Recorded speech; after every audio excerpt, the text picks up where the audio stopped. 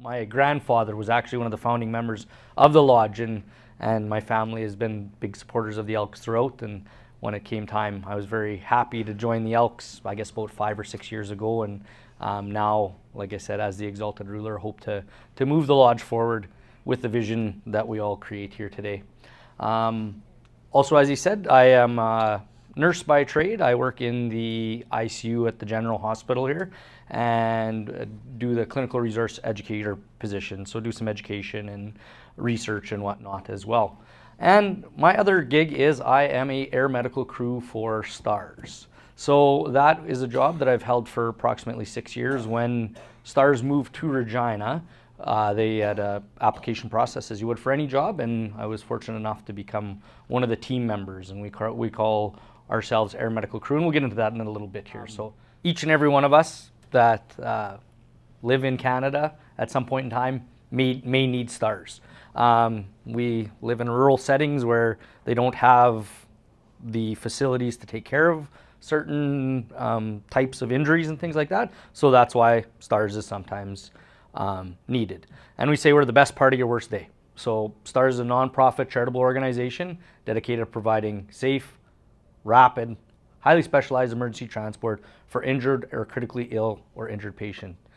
In the 3 provinces where STARS is Alberta, Saskatchewan, and Manitoba. They've provided over 36,000 missions since its inception in 1985. Next one there. So yeah, the 36,000 missions since 1985. We do about 3,000 missions a year. There are 8 daily average missions between the 6 bases. Those 6 bases being in Calgary, Edmonton, Grand Prairie, Regina, Saskatoon, and Winnipeg. So in Regina and Saskatoon and Saskatchewan, we did about 840 missions last year. 1985, Dr. Powell, who was our founder, thought it would be a really good idea to get people back to the hospital where they needed to be. And so they actually leased a helicopter through the Lions Club, was who actually was one of the major supporters to start with. And that is a BK-117 on the left, when the little white helicopter there is the same helicopter we fly in today is the one on the red. They just painted it. So same type of airframe. Obviously, they've been updated a little bit since then. So Regina was operational on April 30th, 2012. Saskatoon a little bit later that year on October 15th. And both bases went to 24/7 operations, so both night and day operations by February 25th of 2013. So as STARS, we're just not the big great red helicopter. There's lots of other pieces that go into that. So we have the emergency communication, the patient care and transport, education and research, and fundraising and community partnerships like this one here. So the Emergency Communication Center is, or our link center we call it, so they do our dispatching. So when a certain call comes in, it has to meet certain criteria out of a decision tree, and once that decision tree is made, we got brought into the call. So as a air medical crew, we carry fancy little radios with us, and tones go off to say we're being pre-alerted. At that time, we are given the information, and depending on whether it's a scene call or an intra-facility call, will depend on whether we make the call as air medical crew if we're going to go, or one of our transport physicians that's on call with us as well makes the decision whether we're going to go. And sometimes that's just bringing the patient back to the tertiary care center. So patient care and transport. So we have, as we said, air medical crew. So our air medical crew consists of an advanced care paramedic and a critical care nurse. And then we always have on call with us a transport physician. So our transport physician is always available for us, but doesn't fly with us very often. They're just really there as a resource if we have any questions or anything like that. Our aviation crew, we always have 2 pilots that we fly with, so a captain and a first officer, or basically one guy that flies and one guy is the safety guy. So make sure that we are safe to where we're going to go. The aviation side is the one that make the initial decision whether we can fly or not. In the prairie provinces in Canada, as you can imagine, weather becomes an issue sometimes. Helicopters are made of metal, and when there's really sticky, thick air, they that likes to turn to ice and make the helicopter really heavy, and they crash. So we sometimes get to turn down missions because of weather. Happy to report that STARS has never had an aviation related incident. And then we also have the mission support crew. We have our dispatch, which is the emergency link center, and then engineers as well. So we always have a 24-hour engineer at the base, so the helicopters are maintained at or higher than a regular Air Canada or WestJet flight helicopter. They replace the pieces in those things all the time. So our medical capabilities, we are a flying ICU. So everything that I can do at the hospital, plus a whole bunch more stuff, we can do in the back of that helicopter. It's a tiny little space, and we have absolutely everything we need. We are trained with extra education, so we can perform all sorts of different duties.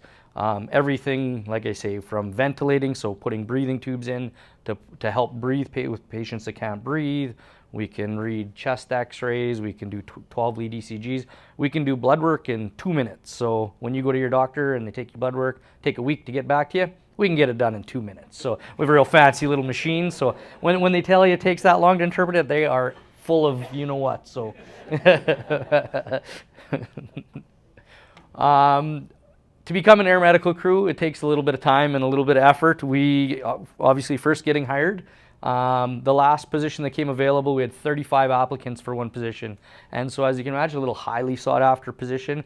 And then once you become part of that, we still have to go through a really intensive course and be able to pass. So not tooting my own arm, but I like to say we work with the best of the best. We have the highest trained, most capable crew to provide all of the people with the best chance of coming out in the end. Each year we do about 200 hours of education, ongoing education, whether that be through online education, we have on-site education, we have to go to the hospital and do a certain number of intubations every year and procedures every year, just to stay current so that we are able to do those when we need to in an emergency. So we also fly with night vision goggles. I should say our pilots fly with night vision goggles. That is one of the things about working with stars. Every time you tell somebody you work with stars, the first question always, are you a pilot? And then you say no, and then people go, All they are, I always say, I jokingly say to them, they're our taxi drivers. They're really fast taxi drivers. So, but they are who everybody thinks is the cool, but they do get to fly with night vision goggles. And so I have a little video as well with what the difference of a night vision goggle versus a non-night vision goggle is. So.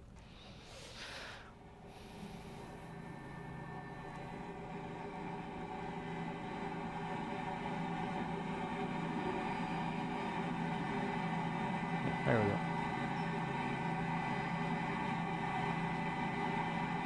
So as you can see on I guess your guys' right will be with the night vision goggles, so you can see the difference that you can actually see with versus without.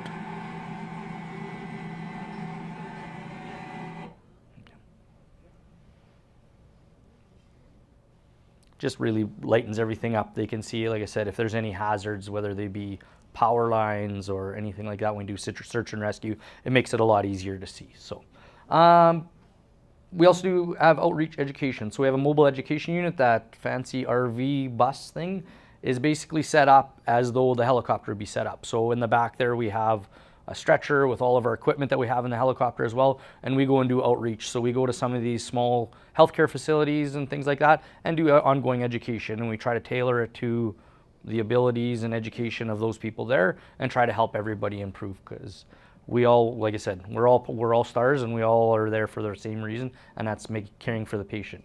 We also have a critical care transport academy, which is the same thing as our induction training for individuals who want to have that education that we get that aren't part of the organization. We also have the academy as well. And then obviously for operational, so just landing zone training as well, we have an outreach coordinator for that who goes out and trains RCMP and EMS services how to actually land us, how to safely land us in places. We also have the foundation, and that's how we stay in the air. So they're the people who do our fundraising for us, community partnership, and volunteerism as well. How we utilize or activate stars. So scene calls, you're driving down the highway and you see a crash or a rollover or something like that, you call 911. Based on mechanism of action, that's how we become involved in it. So scene calls. Critical care intra-facility transfers as well. So when you end up in a small care facility outside of the major centers in Saskatchewan, Manitoba, or Alberta, they're great at what they do, but they're just not meant to take care of some of the things that they can in the bigger centers. So we'll transport those patients in as well. And as I said, the search and rescue, so I've been involved in 3, I believe, search and rescues where we just go out, whether it be because somebody is missing or injured or whatever, and we go and search in patterns to try to find the patients. So, and then we also do neonatal ICU transfers, as well as some pediatric transfers as well. So basically right from birth, right till your last breath, we can transport you. So early activation, when we get a call on our fancy radios that I told about, our goal is to be from in the hangar out into the air in less than 8 minutes. Our daytime in Regina, because we have a really fast door and we can get out and get up pretty fast, our average daytime into the air is about 5 minutes. So from time of call till in the air is about 5 minutes. At night it's a little bit longer just because of that weather check that the pilots have to do. We do have some that we are actually just auto launch on. So if there's basically, we don't get to make the decision, we just get to go straight away. So MVCs with fatalities, ejected from vehicle, large falls, penetrating injuries, difficult access for ground EMS. I actually went to a scene call recently that was a group of individuals out quadding, and they got out into an area that's probably about 5 kilometers from the nearest road, and they couldn't get to them with the EMS or the even the fire truck. So the fire truck got stuck in a ditch, and they were probably about 3 kilometers away, and we landed here to the windows away from the patient, picked them up, and were able to take them. So we can get into some areas where they can't with other. Ground speed is 250 kilometers an hour. Range, we can go about 500 kilometers full distance, so 250 out, 250 back. We can carry 2 patients at a time. We are capable of hot loading, meaning we can have the rotors running as well while we still load the patient, and it can fly day and night. So this is an example. So Fort Capel is a community about 70 kilometers from Regina. We can take off from the base and be there in 12 minutes. So it's a pretty quick turnaround time.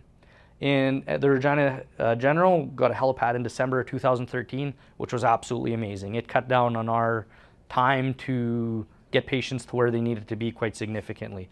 At first, we'd have to land at the airport and then transfer it into a EMS bus and then come in. As you can imagine, when we can land right on the helicopter, or right on the hospital, we can go a lot faster. Our response area, so this just is a little bit of a graphic of showing where Regina's response area is. That's that 250 kilometers plus or minus the next 250 kilometers. We have fuel caches throughout the province, meaning we can fly to anywhere where there is an airport and take on fuel as well. So that realistic 500 kilometers is just based on how far we could actually fly. And then that's the response area of all the 6 bases. So fairly decent coverage of most of the 3 prairie provinces.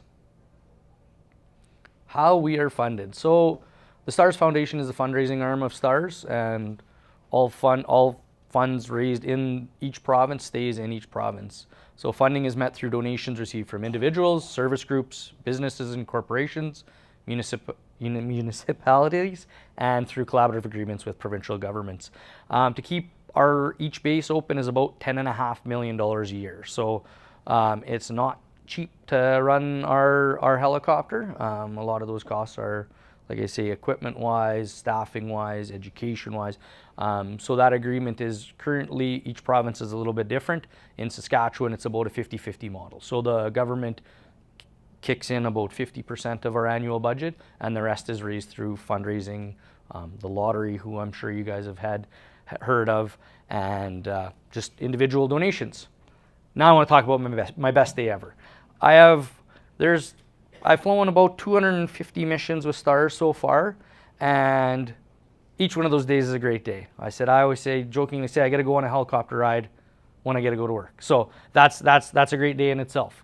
But there's a couple days that stand out. There's some, and one of those was we had a young lady who had a baby out in one of our smaller care facilities in Saskatchewan, and she was bleeding really, really bad, and was, I would say, probably about 5 minutes from not being around for her brand new baby when we arrived. So she was bleeding quite significantly on medications to increase her blood pressure.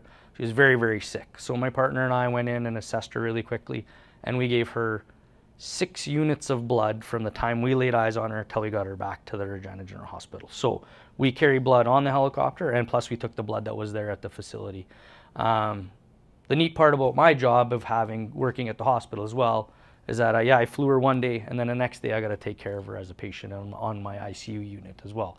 So her and I have become, we call each one of our patients that we fly very important patients, or VIPs. And because each one of them are very important, right? And so she's one of my VIPs that, like I said, I've developed a lifelong friendship with. She reached out to us after and just wanted to talk about kind of what had happened because she couldn't remember any of it. So we gave that family who had 3 kids under the age of 2 their mom back, and that husband or wife back. And like I said, that in itself made it my best day ever. To top it off, later on that day we flew out to an elderly lady just outside the city here as well. And from the time we touched down till she was into the cardiac catheterization lab, which she was having a huge myocardial infarction, from the time we touched down till she was in the lab was 17 minutes. She would have definitely passed away had we not been there, because she was this close to dying on the whole helicopter flight back, and they got that needle into her thing. So that day, like I said, there were 2 people that we gave, or 2 families that we gave their special people back to. So if I never have another day like that again, I can say that was my very best day. So that was my best day. Does anybody have any questions?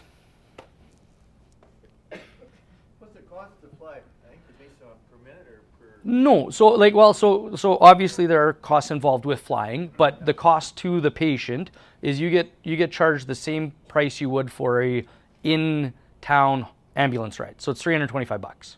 So and that is from the provincial government. So Saskatchewan provincial government gives you a actual bill for $325. Our average flight cost is, if you average it out throughout the year, is about $7,000, and that includes the fuel, etc. So per minute, yeah, exactly, because there is consumption of fuel per minute, yeah. So, and then the maintenance that's involved as well, because each minute that's on the helicopter, there's certain things that have to be done with it. So.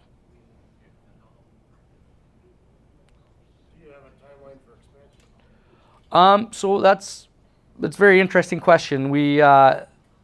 There's always, as any organization, they look towards how are we going to stay relevant and how are we going to stay able to do what we do.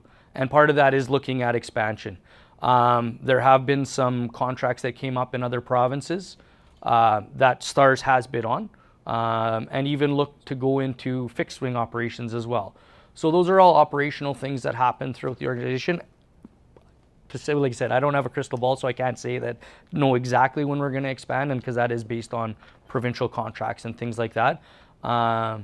And as you can imagine, opening a new base requires a lot more staff and education and money as well. So it is a costly adventure, but I would suspect that in the future that we will expand. So we are currently, well, one other quick little story. I was very fortunate to be involved in the Fleet Replacement Committee. So STARS is actually our old war horses. The BK-117s are getting near the end of their lifespan. So a part that used to cost $1,000 is now $5,000 because there's not very many of them left. So they've made a organizational decision to look at new helicopters, and I was very fortunate to be part of that committee that looked at those helicopters. And so we were able to go over to Europe and look at some of the new helicopters within Canada here as well. And so we've made a decision that we're basically getting the newer big brother of the BK-117, which is an H-145 T2, which is just a little bit bigger, a little bit badder, a little bit faster. So we'll be able to get to those scene calls that much faster, or those critical care patients that much faster. So they are, like I said, that's something exciting that's on the horizon, that we are going to be having some new helicopters. The first ones arrive in March of 2019. And they're going to end up, I think the first one's in Calgary, and then as they roll out, they'll be to all the bases. So. A lot of us are involved in lotteries and raffles of one sort or another. Can you talk about the recent STARS lottery and how well you did? Yes, so for the first year since coming to Saskatchewan, the STARS lottery sold out. So that is absolutely fantastic. That raises a lot of that $10.5 million that we have to raise comes from that STARS lottery. So as said, yeah, we sold out for the first year this year and sold out early. So to all those who supported STARS, thank you very much. That is, like I said, one of our major fundraisers. So. How many helicopters So STARS is an organization currently. There are 9 BK-117s and 3 AW-139s that are part of the fleet. So there's 11 total. A couple of those BKs are not serviceable anymore. We use them for parts. And the AW-139s there's one of them that is owned by Potash and is leased back to STARS. So we have 10 helicopters in the fleet right now. Once we make the switch over we're going back to a single helicopter fleet. So we'll all have the same helicopter. We'll have 8 for the 6 bases. And why we have to have those extras is just for the regular maintenance. So for example, at Humboldt, did you call in other helicopters from other provinces? So that was like I said, that was a very interesting day. That was a utilization of all the resources that were available. STARS Regina sent both helicopters that day, so we have one of the spares was actually in Regina. So I was on day crew, and we went up with so our crew went up with the one helicopter. We contacted the night crew that was coming on. It was like we left at about 5:15. I think we were pre-alerted to leave and left with all sorts of equipment that we thought we might need. The night crew we had called and said, "Listen, guys, like you're probably going to need to come here as well." So they all came in early. And then they left in the second helicopter. So the 2 helicopters went out of Regina. Saskatoon flew twice with the 1 helicopter. So their day crew went out, picked up a patient. The night crew went out, picked up a patient. Sask Air Am sent 3 fixed wing planes between Tisdale and Nipawin. Alberta Health Services sent 2 fixed wing planes. And West Wind Aviation, which is another air medical transport, sent another plane as well. So it was a massive utilization of all the resources that were available that was coordinated through our link center. So one of those days, like I said, that we train for and we do all we can for and never want to happen. And then when it did, like I said, I feel that those boys and girl got the best care that we could give them with all the different resources that we did utilize. So Thank you very much. no, no problem.